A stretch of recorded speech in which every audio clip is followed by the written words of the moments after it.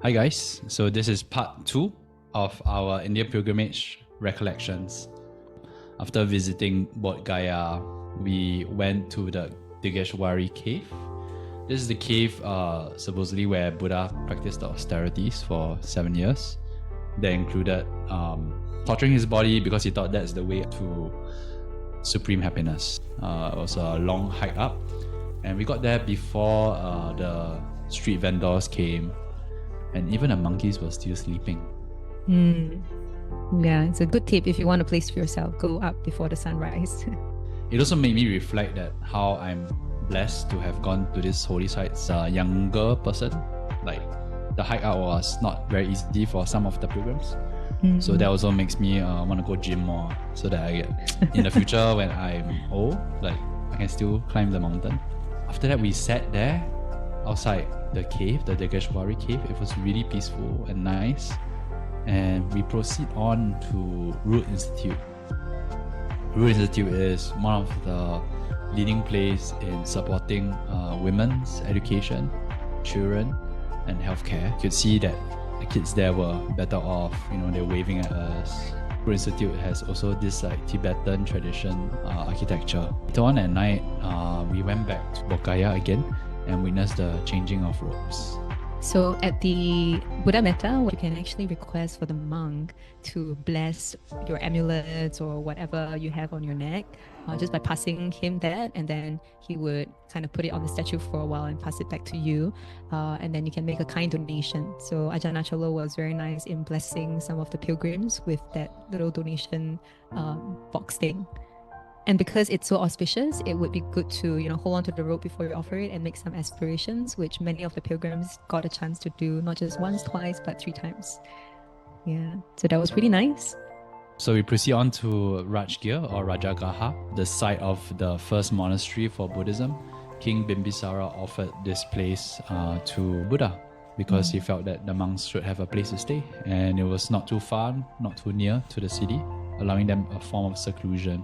A quick shout out to Exchange Travel. If you are struggling with spreadsheets and stakeholder management for your next trip, look no further and turn to Exchange Travel for their Buddhist tour packages, which brings you to amazing places like Tibet and Bhutan. Some of these places are really difficult to organize by yourself, so check out their link in the descriptions below and you might just find something amazing. And we were actually very fortunate to meet with another really great master in the Thai forest tradition, Longpo Thondeng, just sitting across us with his pilgrims. It was really nice to see Ajahn Chalo pay respect, monks just paying respect to monks, lay people not speaking the same language, and being able to just appreciate the chanting together. And of course, to top it all up, even better, we had chai tea.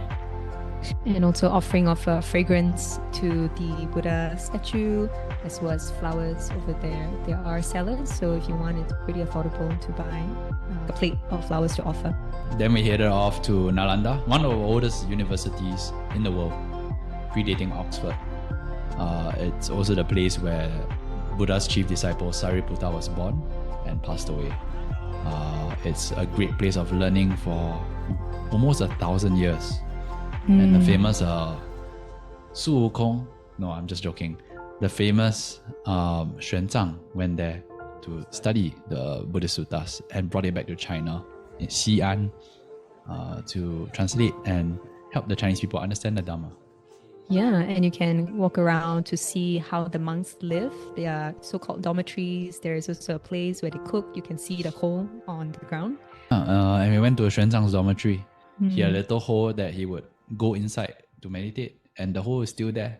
And Nalanda Museum, amazing. Please go check it out.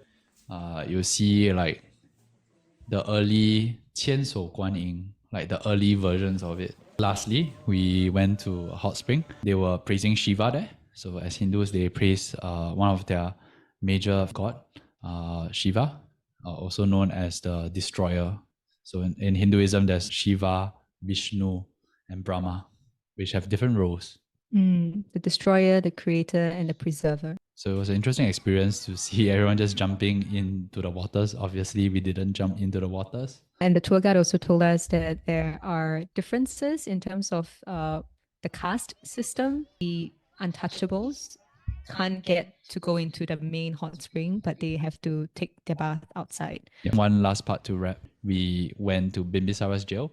So the very king that gave the Buddha his first monastery was arrested by his son because his son wanted the throne, Ajatasattu. And from the jail, you could actually see where Buddha would have meditated on the mountains, known as Vulture Peak. Very touching, like a king that had one whole kingdom, and he chose the jail to be where he could see the Buddha from afar.